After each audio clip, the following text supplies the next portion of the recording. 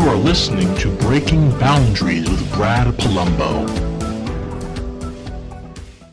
Hey everybody, and welcome back to the show. I've got a great guest with me here today, Dallas Sonnier. He's the producer of a new movie, Run, Hide, Fight. Dallas, thanks so much for coming on. Thanks for having me on, man. So just to talk about it, this movie really interestingly caught my eye at first because it didn't go through the normal kind of Hollywood entertainment style release. It actually aired at a movie festival, but then was distributed by the Daily Wire, the conservative media company run by Ben Shapiro. But before we get into all of that, let's maybe just start with, for people who haven't seen it, and obviously avoiding spoilers, just tell us a little bit about what the movie's about. Sure. The movie is about a young girl making her way through high school. She comes from a conservative family in rural America. She has a pro-gun, pro-hunting family upbringing. And she's going to school one day like any other day, but it's senior prank day. And so her and her best friend are on guard. They're kind of annoyed. There's prom coming up. It's all the typical high school nonsense. Ultimately, what happens is one of a group of her students, peers, end up taking the school hostage and creating an active shooter situation. And she has a chance to get away. But she realizes that the rest of the school doesn't understand what's happening and they don't know. And if she goes back in and fights back, so to speak, then she has a chance to save her classmates and ultimately win the day. So this is definitely a poignant subject, right? School shootings have been all over the news in recent memory, really. How did you decide that was a subject worth doing a movie about, in terms of, it's obviously risky terrain, right? What drew you to this subject and drew the team that produced the film to take on such ambitious project? Because obviously people are going to have strong feelings about any movie that covers that kind of material. I have never shied away from movies with violence before. It's almost a hallmark of some of my productions in many ways. And I've also wanted to make movies that sort of push the boundaries of comfort for a traditional audience member. So when I read the script, it was really compelling to me, really because no one in Hollywood would make it. One of the major studios was flirting with the movie and about to make a big offer to produce it. And then Parkland happened. So they backed away. And that's typically when I get the phone call from an agent or a representative who says, I've got this great script.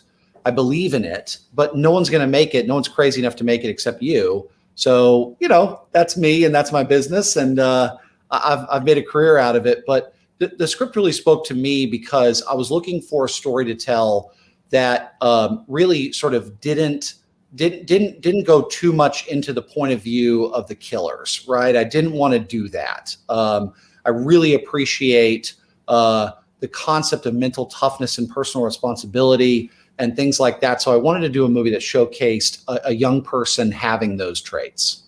But the movie is not explicitly political, right? Obviously it has some themes that are, but this is not like a Republican movie, right? No. I am an open conservative in Hollywood, which is unique in many ways, but I don't make political agenda movies. What I make are movies that don't have a political agenda. Therefore, anyone who is sort of extreme on the left, their point of view on the movie is that it is politically right because it is not liberal. And so that's a thing that I contend with a lot. But basically, I'm just making movies that are just more traditional in their narratives, and they probably would look more appropriate coming out in the 80s or 90s. But hey, those are the movies I liked, so those are the movies I'm going to make. So in terms of other films that have been done about this subject, in terms of school shootings, mass shootings, what is it about the pre-existing body of work that you think is lacking? It's not that it was lacking necessarily creatively. There were some really good movies. Gus Van Sant made a movie called Elephant, which I thought was very profound. I wanted to do something different. My hypothesis was that if you made a movie that is entertaining first and foremost, that smelled like an action movie, that tasted like an action movie, that felt like an action movie, that you could get more eyeballs on board because they would be more interested in watching something that was more commercial in tone.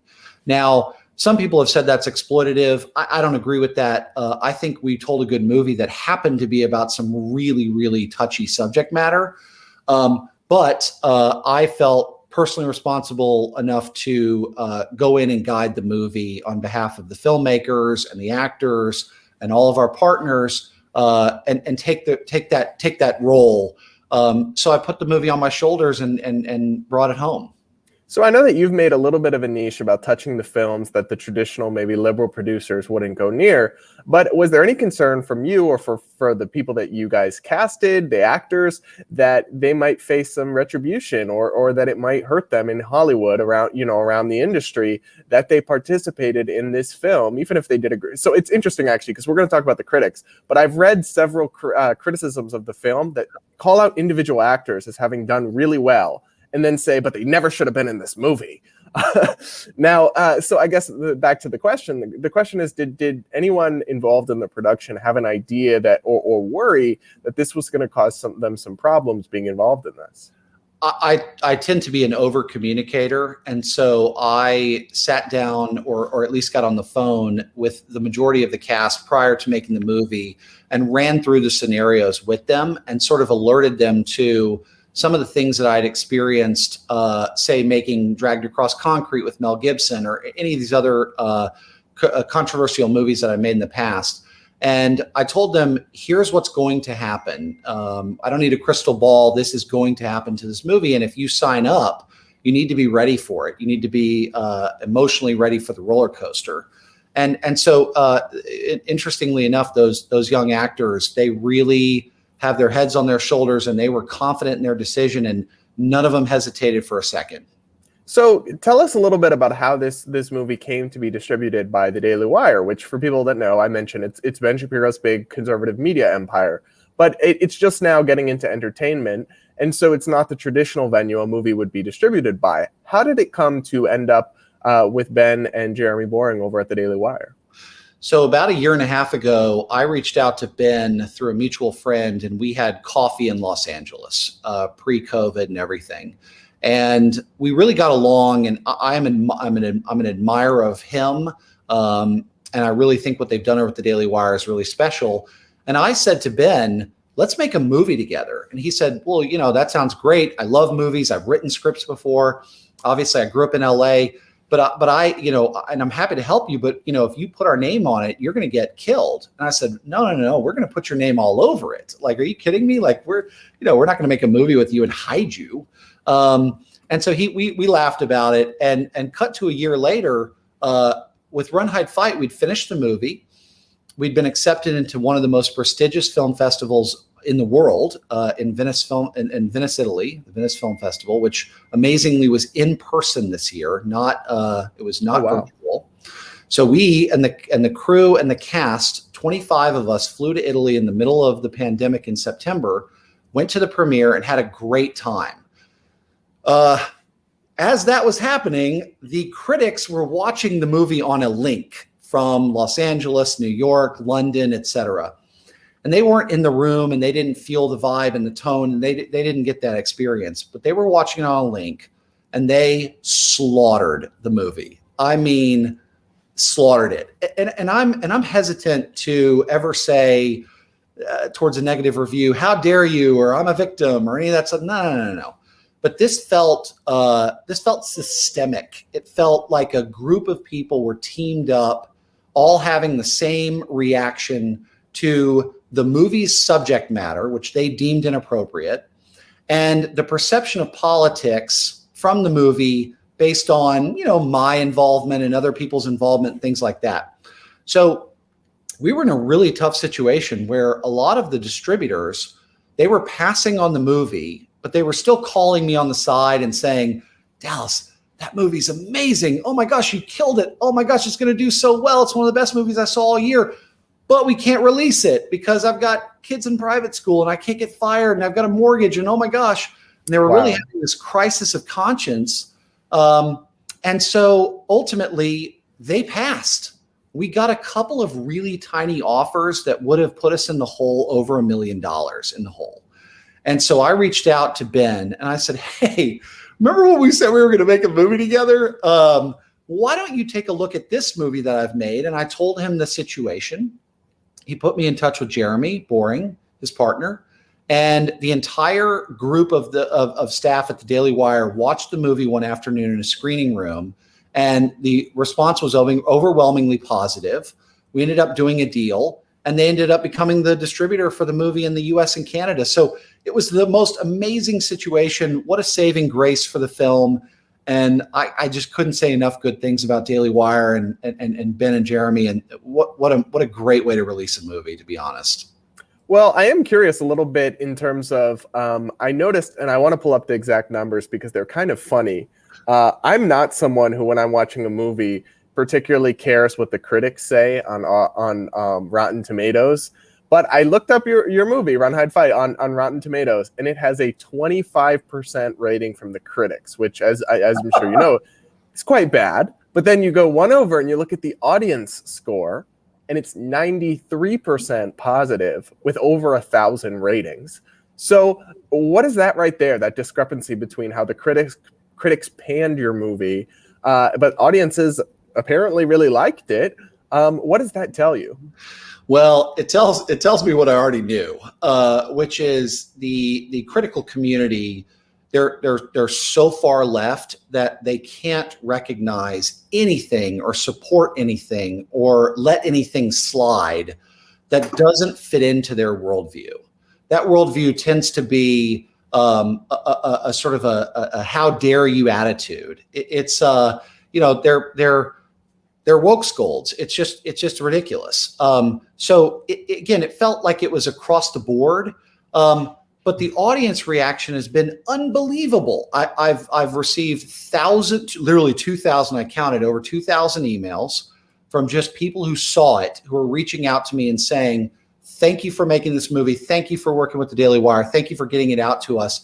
The interesting sort of effect of all of this, of working with the Daily Wire, is that the audience is split in half. So this half of the world's never going to see the movie because of personal politics won't allow them to sign up for the Daily Wire and watch the movie.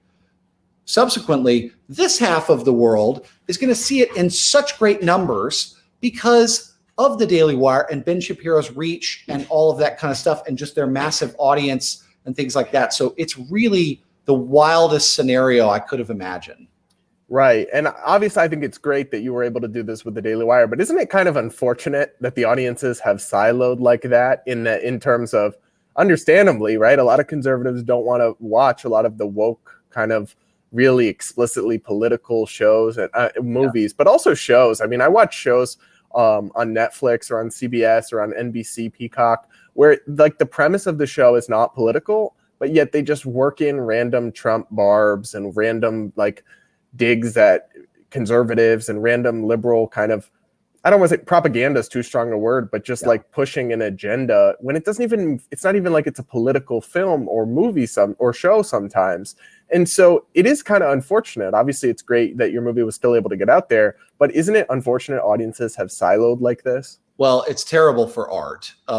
People will argue that movies have been political and that art is political.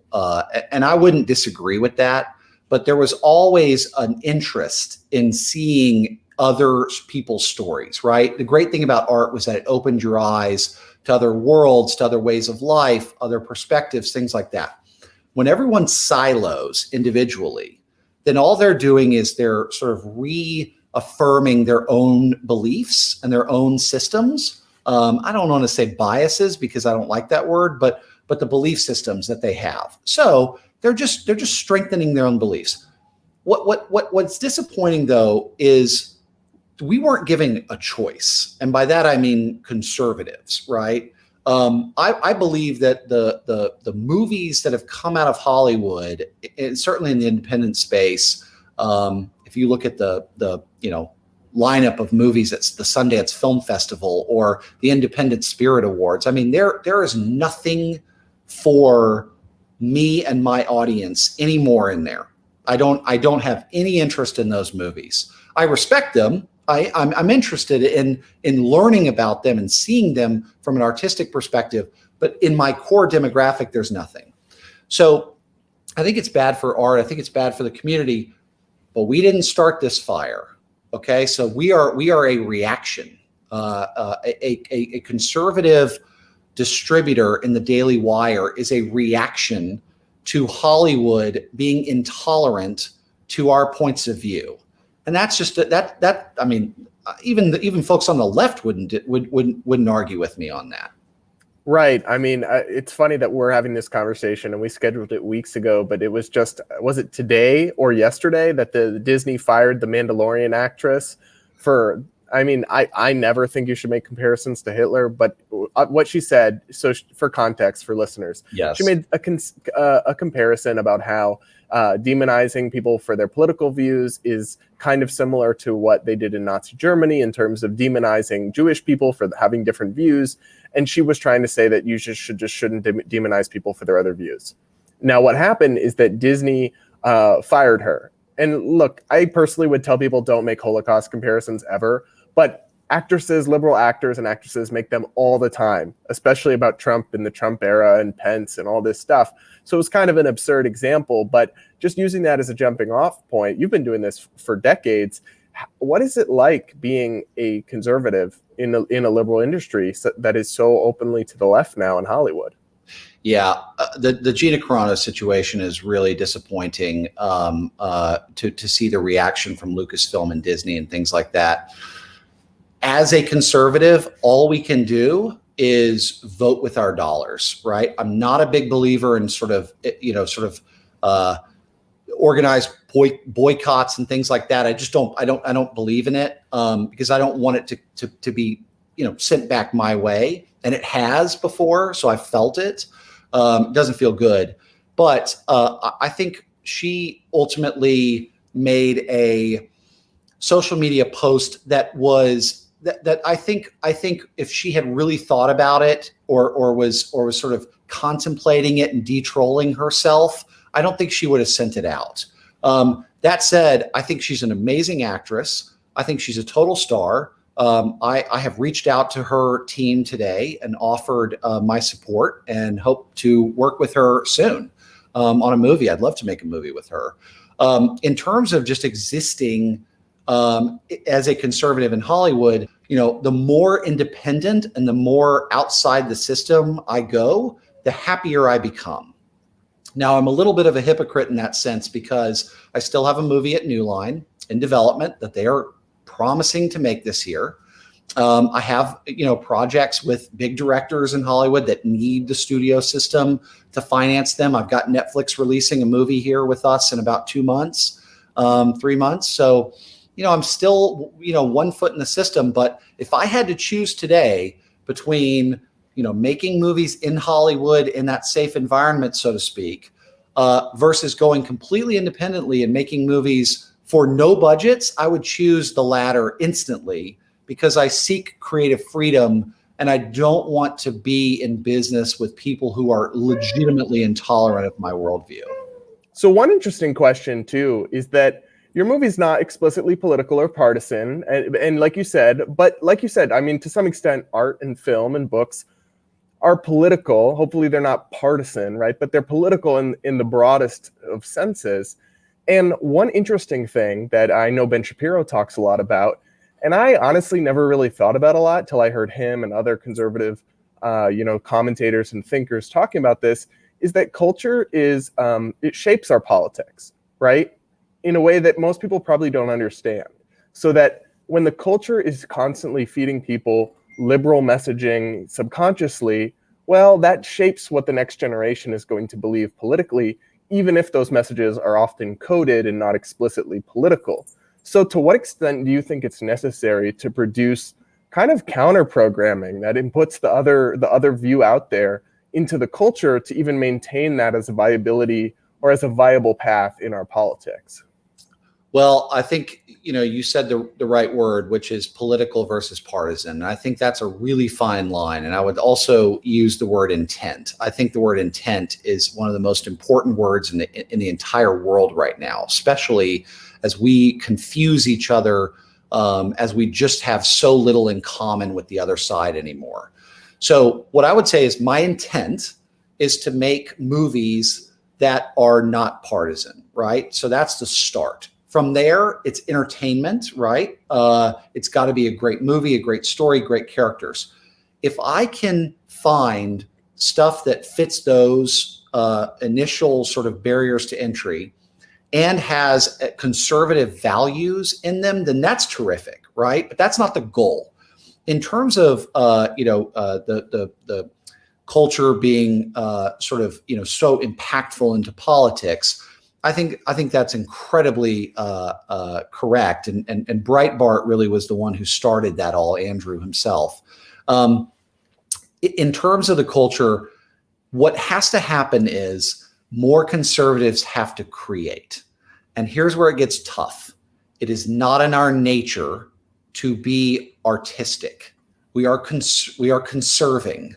We are a lot of left brains. We're a lot of people, and it really is hard to put ourselves out there. So when someone does get into the culture game, we as a community have to support them and understand that it might take them a little longer to get going and get their rhythm than someone who has been working in a liberal Hollywood for a long time and has so much more experience, more access to material, cameras, lighting, and then here's the last thing.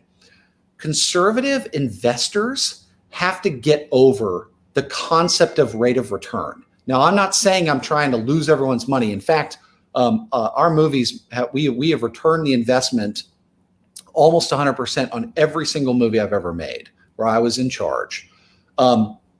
But when you sit down with a conservative investor and you try to talk to them about movies, they've all lost money on a movie before. Their nephew had a film, or their niece had a film, or their kid made a movie, and they lost hundreds of thousands of dollars, millions, whatever. So they're gun shy, right? A gun shy conservative.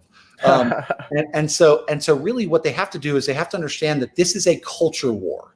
So when you're pouring money into David Perdue and Kelly Loeffler in Atlanta, Georgia for the Senate race, that's great.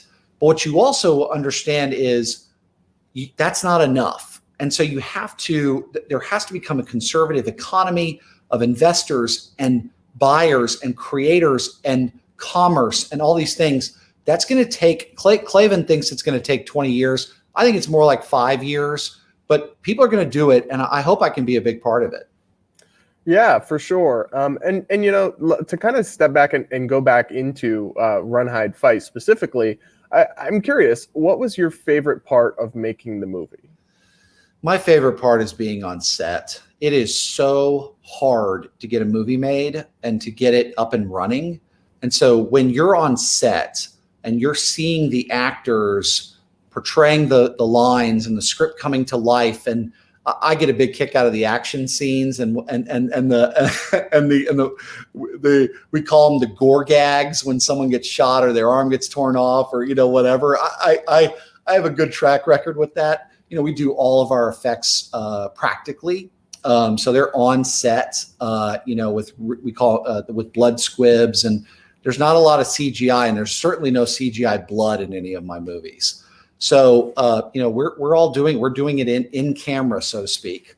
So my favorite part is to be on set. It means that I got the movie made. And then from there, it leaves the station and I try to guide it off the tracks, on the tracks as much as possible. But at that point, I've done my job and we'll see what happens after that. But that's my favorite part, is being on set. And you might have to do a little bit of spoilers here, but what's your favorite scene from the film? Yeah, that's a good question. I would say that my favorite scene in the movie is probably the beginning. I just think the movie is so authentic in its depiction of rural America and what we would consider a more traditional household and things like that.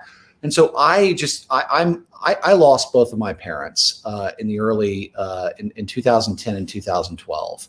And so watching this poor young girl go through the grief of recently losing her mother is so profound, and I feel it so deeply in the movie. So in many ways, it's not a fun scene per se, but it's really an impactful scene to me, and a personal gives me a personal connection to the movie.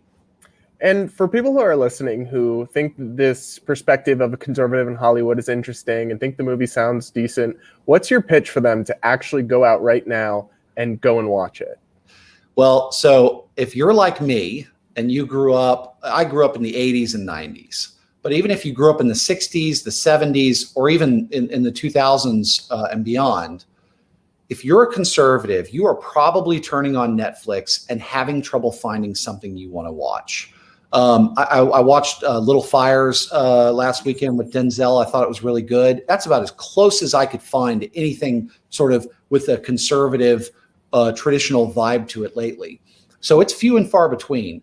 What I would say is, if you guys want to like movies again, if you guys want to see movies that represent you and your lifestyle and your and just like just something that is tonally interesting to you, that's not jamming a sort of leftist agenda down your throats, then you have to come and watch our movies. You have to seek out, not just me, I won't be selfish here, anyone like me, and there's not a lot of us. So you have to seek us out, and you've got to come find our movies, because I think what you'll find is that for the last 10 years, I've been making movies that you would have loved if I could have found you. And now that I'm in business with Ben Shapiro and the Daily Wire, my audience connection is much larger now than ever before. And it's really an awesome opportunity. So I think give me a chance, give us a chance, come support the Daily Wire, watch the movie. And I think if you identify as a conservative, you're going to see a movie that makes you feel good about movies again. I think that's a pretty compelling pitch, and I do recommend it to everybody. I enjoyed it. It was a breath of fresh air. I do recommend it to everybody that checks it, that they should go check it out. What's the easiest way to do so? It is only available on the Daily Wire website and app. I think their app on Apple TV is really, really great. It's you could watch it in full resolution. And it's super easy to use, just like, Netflix on your Apple TV. So I would download the app. I would sign up for a Daily Wire subscription. It's not cheap, but it's important, and it's worth every dollar. And I promise you, the movie is great. All right. With every guest that comes on this show, Dallas, we ask them for, just to end on a more lighthearted note, we ask them for their most controversial food opinion. So lay it on us. Okay. Well, the city of Dallas has some of the best steakhouses in the world, but what they also have is some really good sushi. And I never would have left Los Angeles if I was going to lose all the sushi in my life, because I eat it so often. But the city of Dallas has some great sushi, and if anyone ever comes to Dallas and wants to get good sushi, start with Oishi. Okay. All right. Thank you so much for coming on, and good luck with the promoting the film and whatever you make next. Thanks, Brad. Thanks for having me on.